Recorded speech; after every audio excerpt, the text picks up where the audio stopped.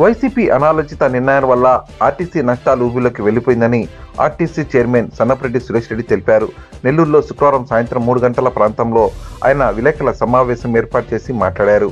ఎవరి మాట వినకుండా ఆర్టీసీని ఏ విధంగా కూడా అభివృద్ధి పరచకుండా ప్రజలకు మెరుగైన సౌకర్యాలు కల్పించకుండా జగన్ నియంత్రిత పాలన కొనసాగిస్తున్నారని ఆయన ఆగ్రహం వ్యక్తం చేశారు. సింహపురి జర్నలిస్టు మిత్రులకు ముందుగా మీకు అందరికి కూడా హృదయపూర్వక నమస్కారాలు తెలియజేస్తున్నా. ఈరోజు మనం అందరం కూడా ఆర్టీసీ జోనల్ చైర్మన్గా నియామకం అయిన తర్వాత మనం అందరం కూడా కలుద్దాం, ఒకరికొకరు హృదయం మాట్లాడుకొని కొంత కలిసి ఈ యొక్క డిన్నర్లో కూడా పాలు పంచుకుందాం అని చెప్పేసి మిమ్మల్ని అందరినీ కూడా ఆహ్వానించడం జరిగింది. మా ఆహ్వానాన్ని మన్నించి వచ్చినటువంటి ప్రింట్ మీడియా, ఎలక్ట్రానిక్ మీడియా అందరూ పెద్దలు చిన్నలు అందరికీ కూడా పేరు పేరున ముందు మీకు అందరికీ కూడా స్వాగతం చెప్తున్నా. ఇవాళ వైఎస్ఆర్సీపీ సర్కార్ ఏదైతే ఉందో తొందరపాటు అనాలోచిత నిర్ణయాలు చేస్తూ రాష్ట్రంలో అభివృద్ధిని తుంగలో దొక్కి అనేక సంస్థలని నిర్వీర్యం చేసినటువంటి ఘనత ఇవాళ వైఎస్ఆర్సీపీకే దక్కింది. రాజశేఖర్ రెడ్డి గారి వారసులుగా నేను అధికారంలోకి వస్తున్నాను, నాకు ఒక అవకాశం ఇవ్వమని చెప్పినటువంటి గత ముఖ్యమంత్రి ఆయన యొక్క నియంతృత్వ పోకడల కారణంగా, అవగాహన రాహిత్యం కారణంగా, సమిష్టి నిర్ణయాలు తీసుకోకుండా పెడచెవిని పెట్టిన కారణంగా ఈ రాష్ట్రంలో అనేక రకాలైనటువంటి సమస్యలు ఉత్పన్నం అవుతూనే ఉన్నాయి. అప్పు చేసి పప్పుకూడు చేసినట్టుగా రాష్ట్ర ఖజానాన్ని మొత్తం కూడా తమ స్వార్థ ప్రయోజనాల కోసంగా మొత్తం గుల్ల చేసి 9,65,000 కోట్ల రూపాయలకు పైగా అప్పులు పాలు చేసినటువంటి సంగతి మీకు అందరికీ కూడా తెలుసు. మనం అనేక సందర్భాలుగా కూడా ఈ విషయంలో మీరందరూ కూడా చర్చించుకొని కూడా ఉంటారు. అదే పరిస్థితి ఇవాళ ఆర్టీసీలో కూడా అదే పరిస్థితి కొనసాగుతుంది. ఆర్టీసీ ఉద్యోగులను ఆర్టీసీని ప్రభుత్వంలో కలుపుకునేటువంటి సందర్భంలో ఏమాత్రం పెద్దల యొక్క మాట యొక్క పెడచెవిని పెట్టి తొందరపాటు నిర్ణయాలతో కేవలం ఓట్ క్యాచింగ్ నినాదాలతో ఆయన ఆర్టీసీని మాత్రమే ఆ యొక్క లక్షల కోట్ల రూపాయలు ఉన్నటువంటి యొక్క ఆర్టీసీ ఆస్తులపైన కన్నేసి విలీనం చేసుకున్నారు తప్ప వాస్తవంగా అక్కడ ఉన్నటువంటి ఉద్యోగస్తుల యొక్క ప్రయోజనాలు కానీ, ప్రజల యొక్క ప్రయోజనాలు కానీ, సంస్థ యొక్క ప్రయోజనాలు కానీ పూర్తిగా కూడా పక్కన పెట్టడం జరిగింది. ఎందుకు చెప్తున్నానంటే నేను ఈ మాట, తమిళనాడులో ఆర్టీసీని ప్రభుత్వం నడుపుతూ ఉంది. అయితే దాంట్లో రోడ్డు ట్రాన్స్పోర్ట్ డిపార్ట్మెంట్లో పూర్తిగా విలీనం చేసి అక్కడ ప్రభుత్వం ఈ యొక్క ఆర్టీసీని కూడా నడుపుతూ ఉంది. మన పక్కన ఉన్నటువంటి రాష్ట్రంలో గమనించవచ్చు. ఆ రకంగా ఏమాత్రం కూడా అనాలోచితంగా పెద్దల మాటలను ఎవరిని కూడా లెక్క చేయకుండా ఆ రోజు పాపం ఈ యొక్క నిర్ణయం తీసుకుని ఆ యొక్క సంస్థని, ఉద్యోగుల్ని గాలికి వదిలేసిన పరిస్థితిని మనం చూస్తూ ఉన్నాం. పాపం ఆ రోజు ఉద్యోగస్తులు తాత్కాలికంగా ఆనందం పొందారు. జగన్మోహన్ రెడ్డికి పాలాభిషేకం కూడా చేశారు. అయితే అప్పటి నుంచే కష్టాలు మొదలైనవి.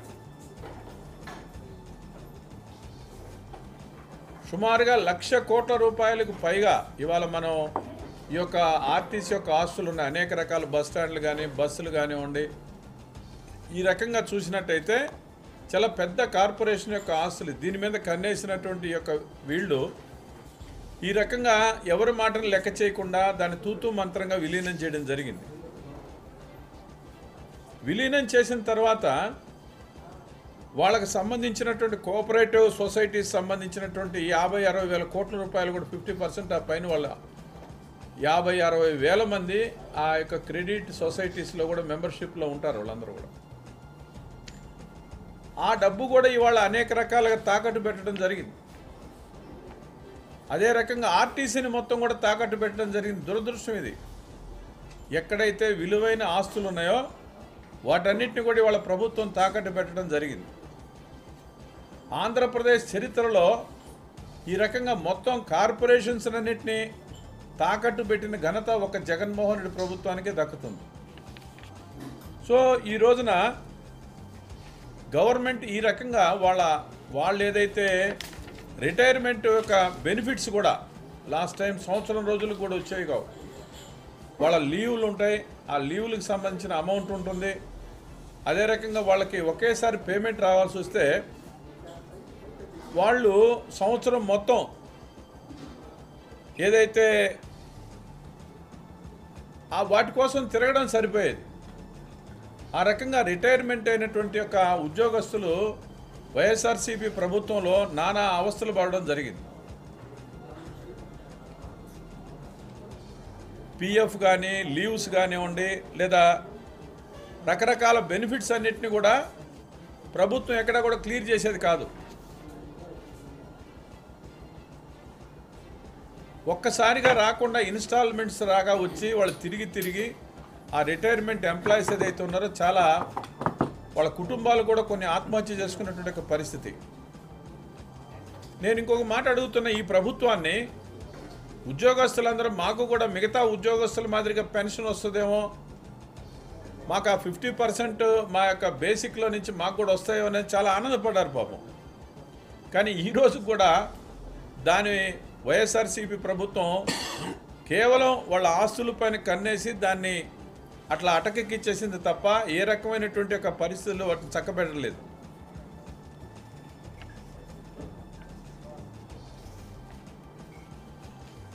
అదే రకంగా ఇప్పుడు ఎంప్లాయీస్ ఉన్నారు.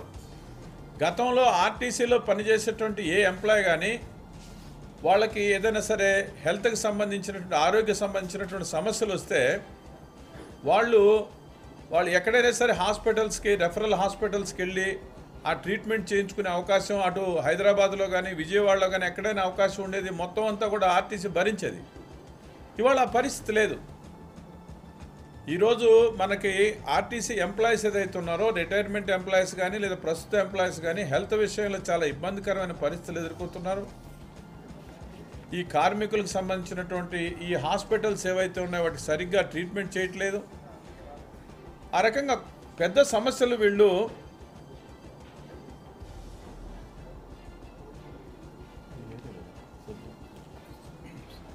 సో ఆ రకంగా ఆర్టీసీకి సంబంధించి వైఎస్ఆర్సీపీ ప్రభుత్వం పూర్తిగా వాళ్ళని నిర్వీర్యం చేసింది. ఈ ఆరోగ్యశ్రీ కానివ్వండి ఏది కూడా వాళ్ళకి అమలు కాదు. వాళ్ళకు ఉన్నటువంటి హెల్త్ బెనిఫిట్స్ అన్నీ కూడా పోయినాయి. రాత్రిపూట నైట్ డ్రైవర్స్ ఎవరైతే ఉంటారో ఆ డ్రైవర్స్కి కొంత అలవెన్స్ ఇచ్చేవాళ్ళు, ఇవాళ అది కూడా ఇచ్చే పరిస్థితి లేదు. ఆ రకంగా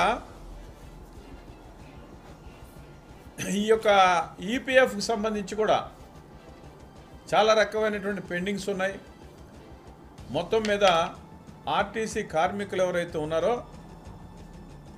గవర్నమెంట్లో కలిపిన తర్వాత అనేక కష్టాల్లో ఊబిలో కూరుకుపోయారనేటువంటి మాట వాస్తవం. దీన్ని మళ్ళా కూడా తిరిగి ఒక సక్రమైన పద్ధతుల్లో ఇప్పుడున్నటువంటి ఒక ప్రభుత్వం కొంత బడ్జెట్లో కూడా వీళ్ళకి శాంక్షన్స్ ఇచ్చి ఆ రకంగా నిలబెట్టేటువంటి ప్రయత్నం చేస్తుంది. అనాలోచిత కారణంగా వైఎస్ఆర్సీపీ ప్రభుత్వం ఏదైతే ఉందో ఆర్టీసీ ఉద్యోగులతో వాళ్ళ జీవితాలతో చెలగాటం ఆడింది.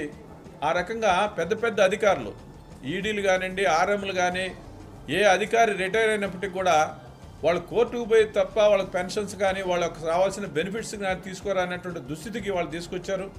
అదే రకంగా రోడ్లు గాలికి వదిలేసిన కారణం చేత ఆ యొక్క బస్సులు మొత్తం కూడా సర్వనాశనం అయిపోయినాయి.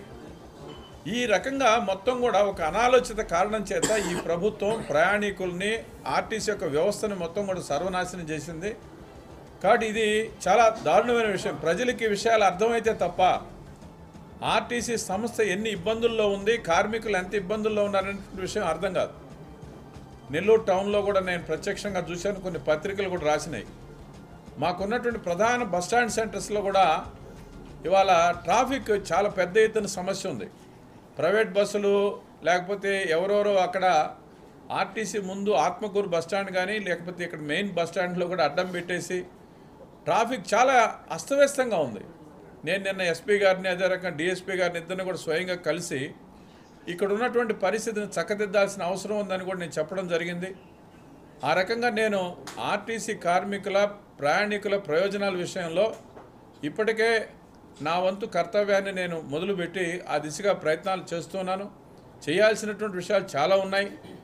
అయినప్పటికీ మీ అందరి సహకారంతో మీ దగ్గర నుంచి వచ్చే సూచనలు తీసుకొని మన వంతు ప్రయత్నంగా ఆర్టీసీ యొక్క కొంత కార్మికులకు కానీ ప్రయాణికులకు మెరుగైన సౌకర్యాలు వచ్చే విధంగా నా వంతు ప్రయత్నం చేస్తానని మనవి చేస్తున్నాను. రెండవది, వైఎస్ఆర్సీపీ నాయకుడు జగన్మోహన్ రెడ్డి గారు నిన్న చాలా పెద్ద ఎత్తున ఆయన యొక్క ఆవేదన అంతా వెలుబుచ్చారు. దాంట్లో 1-2 పాయింట్స్ని మీకు చెప్పాల్సిన అవసరం ఉంది. నేను 17 కాలేజీలు తీసుకొచ్చాను, నేను పోర్టులు తీసుకొచ్చాను, నేనంతా అభివృద్ధి చేస్తుంటే ఈ ప్రభుత్వం తిరోధ కలుస్తుంది. అది నువ్వు అప్పులు చేసిన మాట వాస్తవం తప్ప నువ్వు చెప్పినవన్నీ సెంట్రల్ గవర్నమెంట్ ఇచ్చినవి. ఆంధ్రప్రదేశ్ పట్ల చిత్తశుద్ధితో నరేంద్ర మోడీ గారి ప్రభుత్వం ఈ యొక్క మంజూరు చేసినటువంటి మాట వాస్తవం. మీరు ఇచ్చినటువంటి డబ్బుని డైవర్ట్ చేసేసి రకరకాలుగా ఈ రాష్ట్ర ఖజానాన్ని దోచుకున్నది తప్ప మీ ప్రభుత్వం అవినీతిని అందలం ఎక్కిచ్చేశారు, వ్యవస్థలన్నీ సర్వనాశనం చేశారు.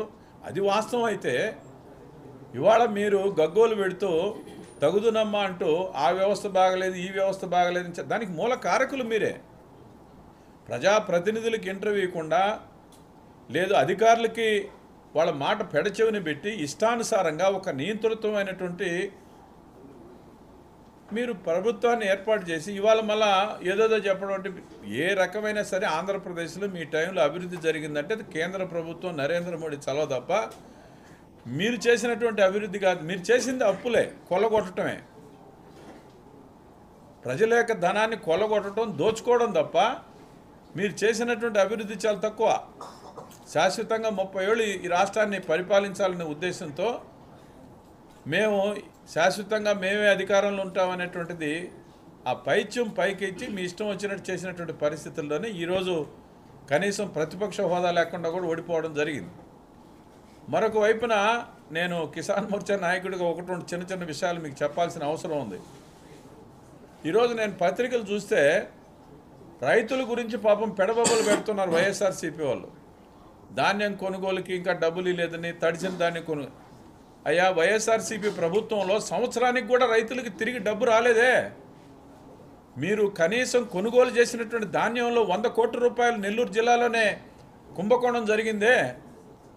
ఆ రోజుల్లో కనీసం 3 నెలలు 4 నెలలు కూడా పంటలకి సంబంధించినటువంటి ఒడ్లు తోలితే ఆ డబ్బులు తిరిగి ఇవ్వలేదే.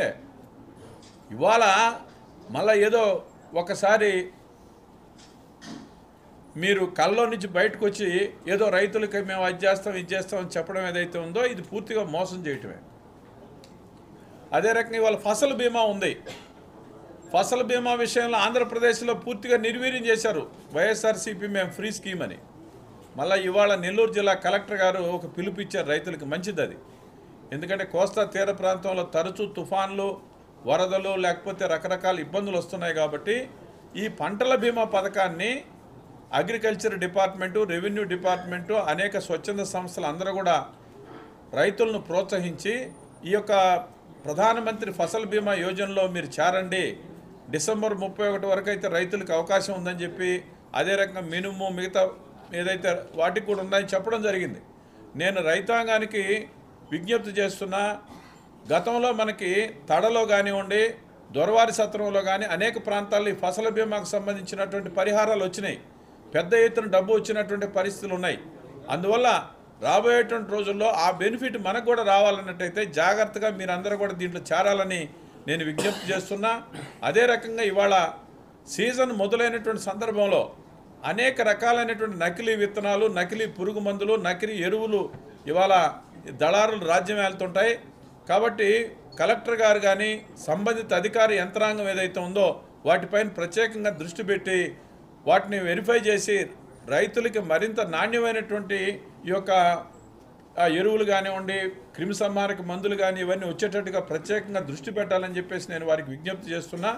ఆ రకంగా ఈ పత్రికా విలేకరుల సమావేశానికి వచ్చినటువంటి మీ అందరికీ మరొకసారి పేరు పేరున ధన్యవాదాలు తెలియజేస్తూ ఈ యొక్క మీరందరూ కూడా ఈ యొక్క దీంట్లో పాల్గొనాల్సిందిగా అందరూ కలిసి మిమ్మల్ని విన్నవించు సెలవు తీసుకుంటాం. మెడికల్ కాలేజ్ మీరు చెప్పారు కదా, మెడికల్ కాలేజీల గురించి అది మొత్తం టోటల్గా ఇచ్చింది వచ్చేసి సెంట్రల్ గవర్నమెంట్.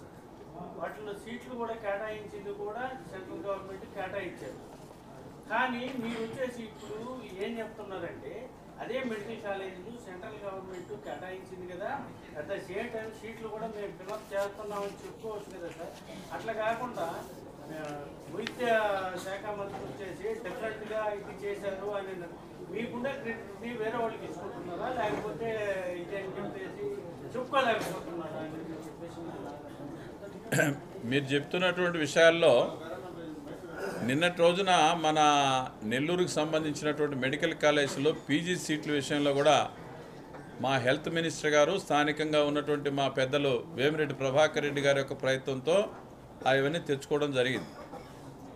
మా యొక్క వైద్య శాఖ మంత్రి చాలా స్పష్టంగా చెప్పారు, ఇన్ఫ్రాస్ట్రక్చర్ లేకుండా అక్కడ కనీస వసతులు లేకుండా ఉన్నటువంటి పులివెందుల మెడికల్ కాలేజ్ విషయంలోనే ఆయన ఇంక కొంత టైం తీసుకోవాలని చెప్పేసి అన్నాడు తప్ప జనరల్గా మేము ఎక్కడా కూడా అభివృద్ధికి కానీ మేము వ్యతిరేకం కాదు. ఆ విషయం మీరు అర్థం చేసుకోగలరు. నేను మనం చేస్తాను. ఇప్పుడు స్టేట్ గవర్నమెంట్ వచ్చేసి ఈ మెడికల్ కాలేజీలు వచ్చేసి ప్రైవేట్ పబ్లిక్ ఇవి నేనేమంటున్నానంటే పాలసీల విషయంలో ఈపీపీ మోడల్ అనేటువంటిది ఇవాళ మీరు ఎవరు ప్రైవేటుకి వ్యతిరేకం కాదు, వైఎస్ఆర్సీపీ. ఇవాళ ఉన్నటువంటి పరిస్థితుల్లో ఆర్థికంగా ఆంధ్రప్రదేశ్ అప్పుల ఊబిలో కూరుకుపోతున్నటువంటి పరిస్థితుల్లో చంద్రబాబు నాయుడు గారు ఒకవైపు ప్రజలకు ఇచ్చినటువంటి వాగ్దానాలను అమలు చేయాలి, రెండో వైపు మెరుగైనటువంటి ఒక వసతులు మెరుగుపరచాలి. దీంట్లో ప్రధానంగా అల్లావుద్దీన్ అద్భుత దీపం మాదిరిగా మేము అన్నీ చేసేస్తామని చెప్పేసి ఆర్భాట ప్రకటనలు కాదు. ఎందుకు పోతున్నామంటే ఇవాళ కొన్ని రోడ్లు కూడా మనం వేయలేని పరిస్థితి వచ్చేసింది. దానికోసం ఆయన ఈ పీపీ మోడల్ ఏదైతే ఉందో సెంట్రల్ గవర్నమెంట్ తీసుకొచ్చినటువంటి మోడల్ని ఆంధ్రప్రదేశ్లో కూడా ఇంప్లిమెంట్ చేయాలని ప్రయత్నం చేస్తున్నారు. దీనికి కారణం ఏంటి? మన ఆర్ఎండ్బి దగ్గర కానీ మన హెల్త్ డిపార్ట్మెంట్ దగ్గర కానీ ఏ డిపార్ట్మెంట్ దగ్గర కూడా మొత్తం ఖాళీ ఖజానా ఉంది. అందువల్లనే ఏదో ఒక మార్గం, ఈ కొత్త మార్గంలో ప్రజలకు మెరుగైన సౌకర్యాలు అందించడం కోసంగానే ఈ రకమైన ఆలోచన చేస్తున్నారని చెప్పేసి నేను మనవి చేస్తున్నాను. సార్ చెప్పండి సార్. సార్ సార్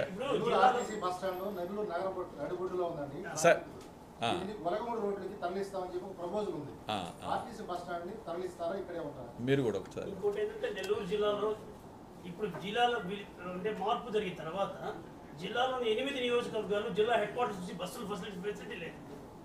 దాని మీద మీరు ఏమైనా ప్రతిపాదన చేస్తున్నారా? వాటి మీద మీరు ఏమైనా ప్రయత్నం జరుగుతున్నదా? జిల్లాలోని 38 మండలాలకు బస్సు సౌకర్యం హెడ్ క్వార్టర్స్ నుంచి ఉన్నదా లేదా? సార్ అలాగే అనుకున్న ప్రశ్న సార్. నగరంలో కూడా ఆర్టీసీ బస్సులు నడపాలని చాలా రోజుల నుంచి ఒక డిమాండ్ అయితే ఉంది. సో నగరంలో మీరు ఏమైనా ఆర్టీసీ బస్సులు నడిపేటువంటి అవకాశం ఉందా? ఇప్పుడు మన వాస్తవం చెప్పాలంటే ఆర్టీసీ అప్పుల ఊబిలో ఉందనేటువంటి మాట వాస్తవం. గత ప్రభుత్వం చేసినటువంటి నిర్వాహకంతా మీకు తెలియజేశాను. ఈ ప్రభుత్వం వచ్చినటువంటి వెంటనే మా ముఖ్యమంత్రి పెద్దలు చంద్రబాబు నాయుడు గారి యొక్క నాయకత్వంలో రాంప్రసాద్ రెడ్డి గారు ప్రజల యొక్క అవసరాలు తీర్చడానికి కోసంగా చాలా కొత్త బస్సులని, హయ్యర్ బస్సులను కూడా తీసుకొని కొత్త కొత్త ప్రాంతాలకు ఇస్తూ ఉన్నారు. ఎక్కడైతే బస్సులు సరిగ్గా లేవో అక్కడ మెరుగుపరిచేటువంటి ప్రక్రియ ఆల్రెడీ మొదలైంది.